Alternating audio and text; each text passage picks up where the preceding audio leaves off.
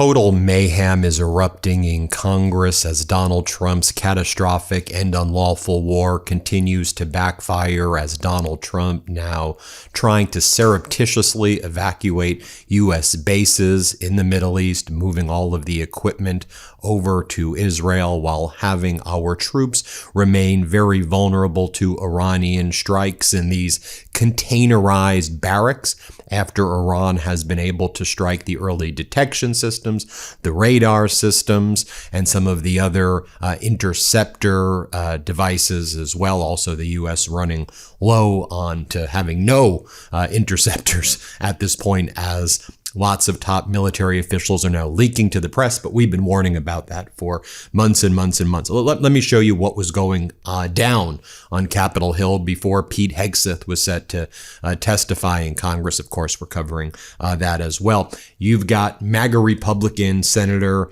Jim Banks of Indiana saying that Donald Trump has brought peace to the Middle East and that he's done so much for lasting peace with the Abraham Accords. Things have never been better in the Middle East, according to the MAGA Republicans right now, as articulated or not articulated by Jim Banks. Let's play it. President Trump has done so much to bring long-term, lasting peace to the Middle East. The Abraham Accords in the first Trump term, and now what he's doing in this term to wipe out Iran's military, to wipe out their ability to have a nuclear weapon and to prevent them from funneling money to Hezbollah and Hamas and terrorist proxy groups. And you go from MAGA Jim Banks to MAGA Mike Johnson.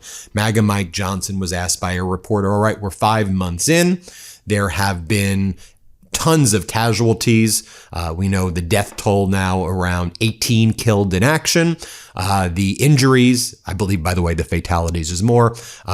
Injuries being reported about 447. By the way, I believe that number's closer to 3,000 to 5,000. And I believe there's a lot of serious traumatic brain injury. So MAGA Mike, do you think that Congress should assert its job with respect to blocking this war? That's what Article 1 of the Constitution says, that the right to declare war, it's Congress, not Donald. You want to do your damn job, MAGA Mike, or you want to act like a frickin' loser, MAGA Mike, like a war criminal, aider and abetter, MAGA Mike, while trying to quote the scripture. Here, play this clip.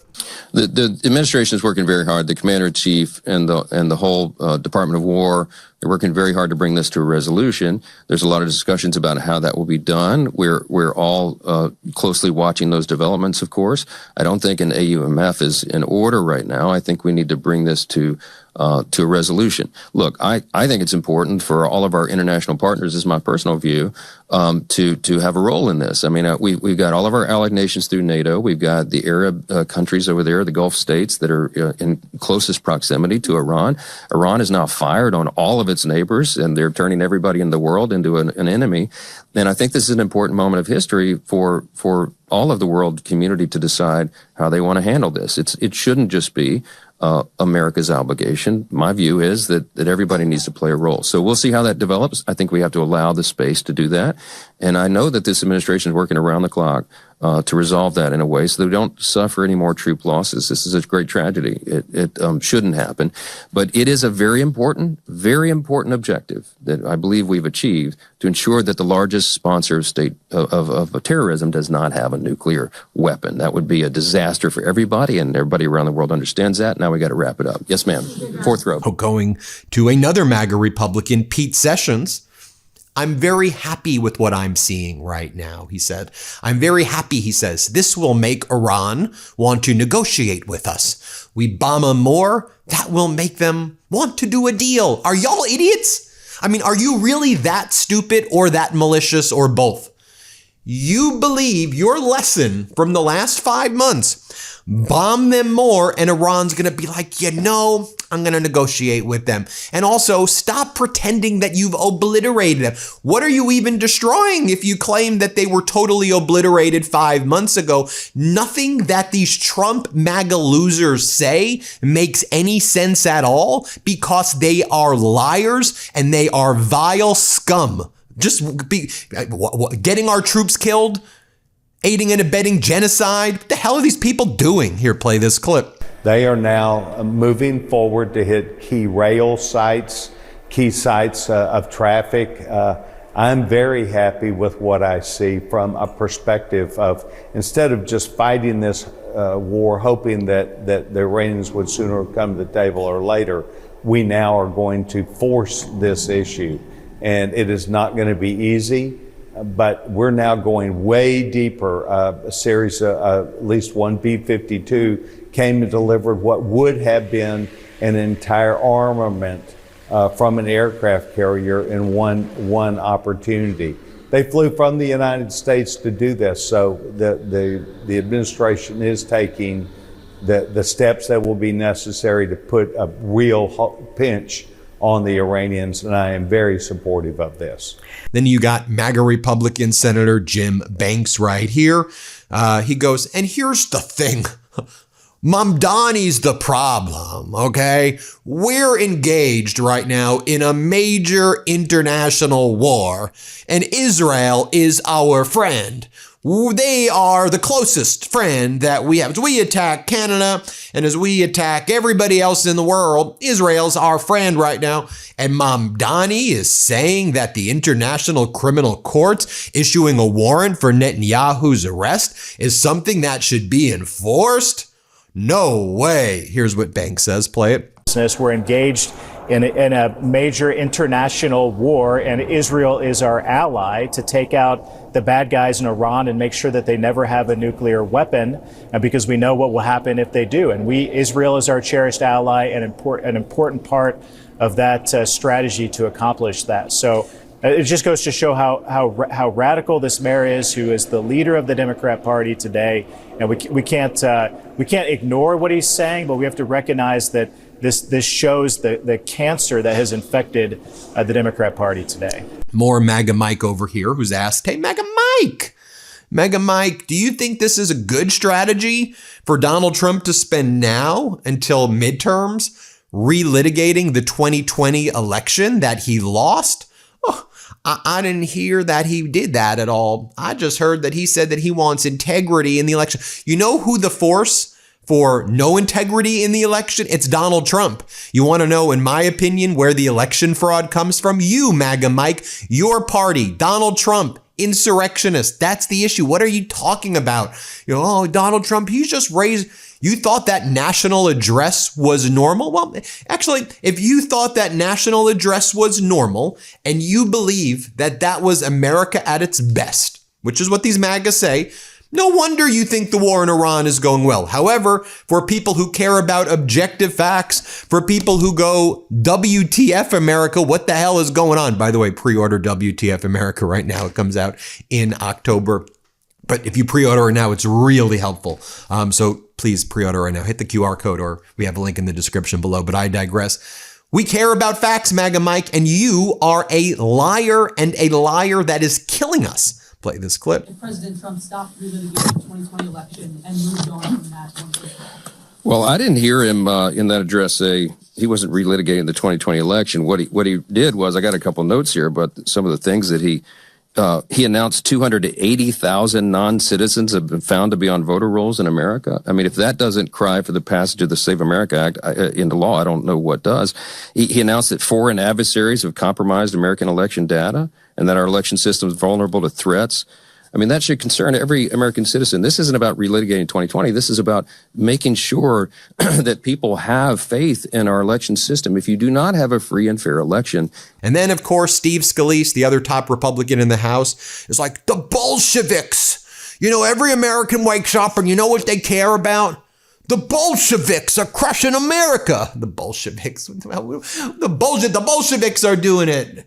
How about you're the Bolshevik? How about you and Donald Trump behave like the Duma, that you all behave like Stalin, that you all behave actually, as Donald Trump said, I'd be the greatest communist, like Lenin, well, you take over corporations, okay? The modes and methods of construction and development and production, y'all take over.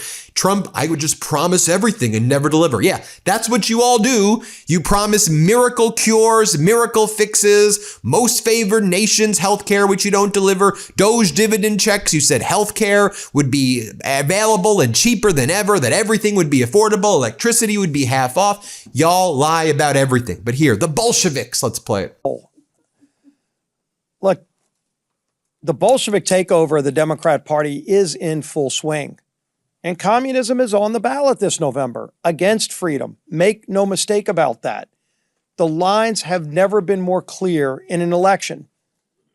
Now I want to bring in Senator Andy Kim from New Jersey. Senator Kim, great to see you as always. And sadly, as always, you see Donald Trump doing things here and abroad with absolutely no plan, with malice, with recklessness.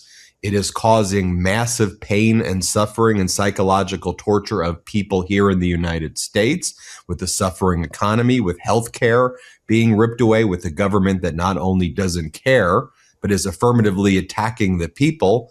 And that is, of course, related to what's going on abroad with this never-ending war, and with it being very obvious that when you have a con artist in chief saying, deal, deal, deal, I did the greatest deal, I did a deal, war, war, war, war, war, it's really disturbing and damaging and devastating. What do you make of this moment?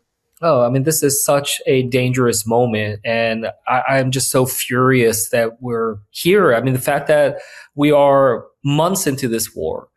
You know, I'm somebody who worked in national security. I was a diplomat. I served in Afghanistan. I've been in combat areas and war zones. And the idea that a president is just sending our service members into harm's way without a plan, without a strategy, we're seeing the loss of life.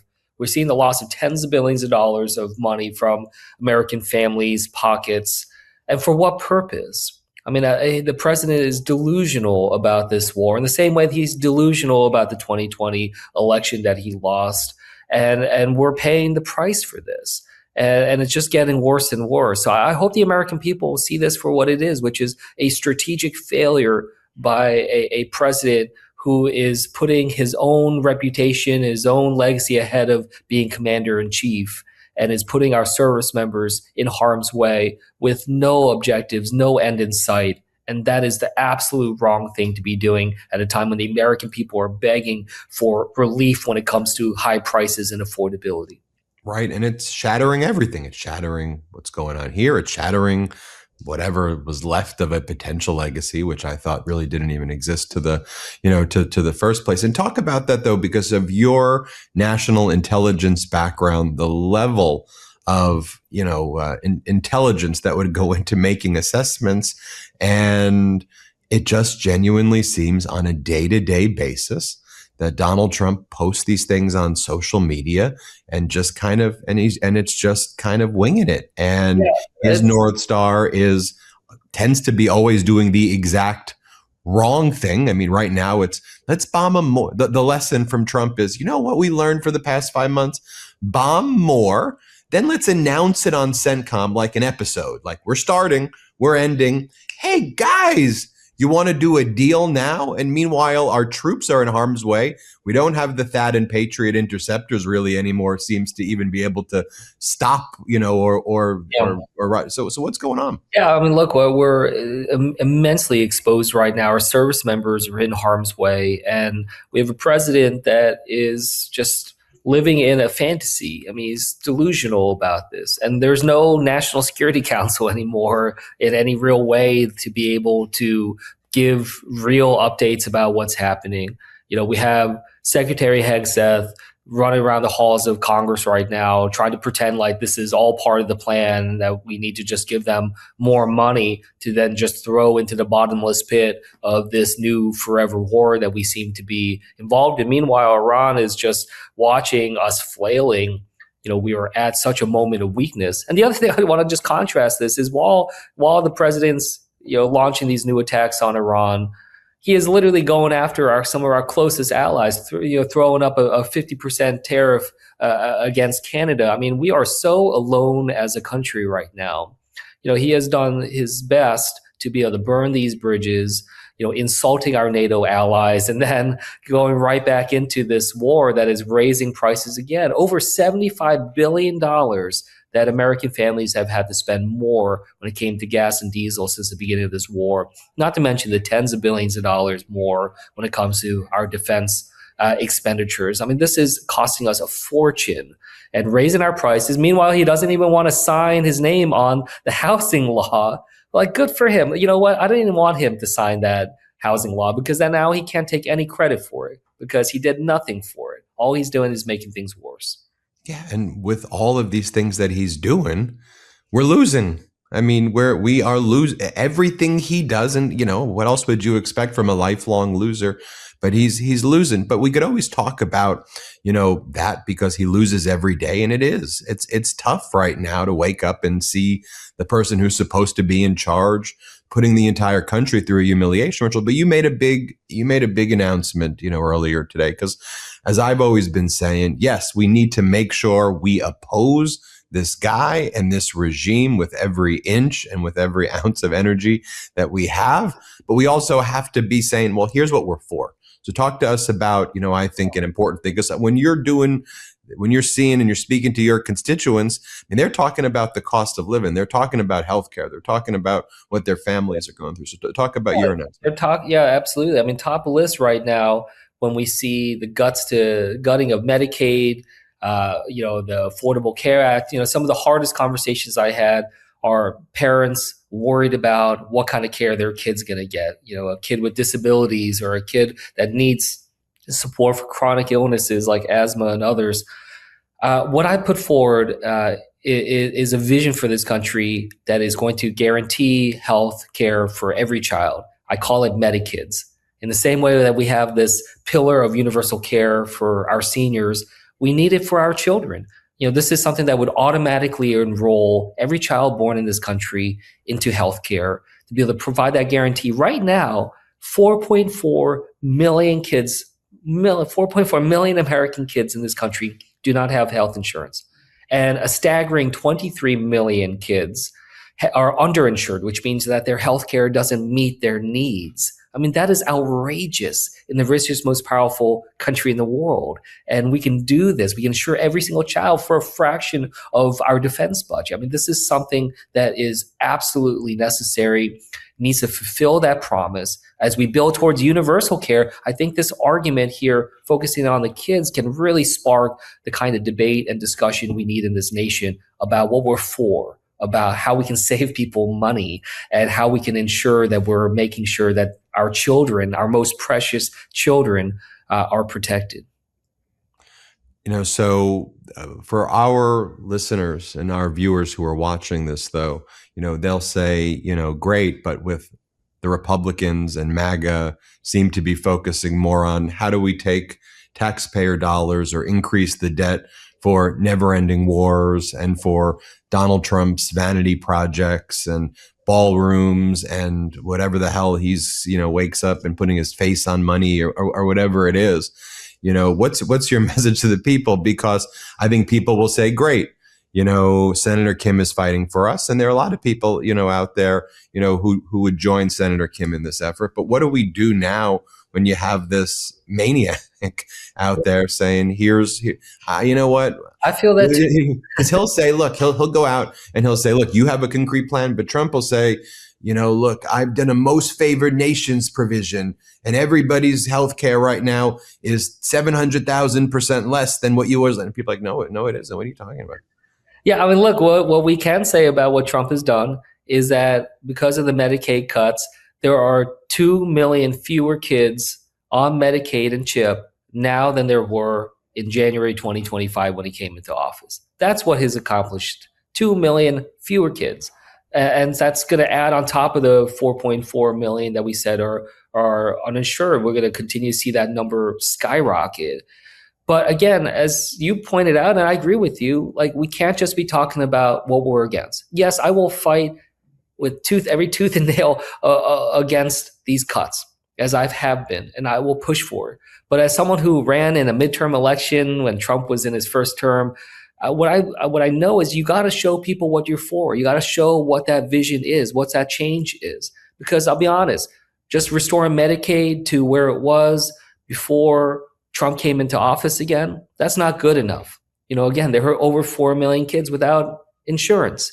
What is our vision? How are we actually going to solve these problems and try to prevent someone like Trump in the future from dismantling it again? And so I really do believe that we need to show the voters, show the American people what it is that we want to be pushing forward on. I don't think we've done that enough. And I think that that's going to be critical for us to create the contrast and not just build off of the outrage and the anger, but channel that frustration into energy towards actually building something. I think that's where we're going to have to go through the midterms leading up to the 2028 election. And I want a central part of that to be about Medikids. This idea that we can provide this guarantee, that we can take that weight and that concern and anxiety off of the shoulders of parents and be able to look all these kids in the eye and say, you will get to be able to see a doctor whenever you need to. You will get treated whenever you need to. You know, that is something I believe our country needs to do. Senator Andy Kim, Senator from New Jersey, thanks for joining us. Thanks again. Everybody hit subscribe. Let's get to 7 million subscribers. Before you go, our book, WTF America, is available for pre-order now. It's the story of how we got here and how we fight our way back. To pre-order, scan the QR code or click the link in the description. Let's do this.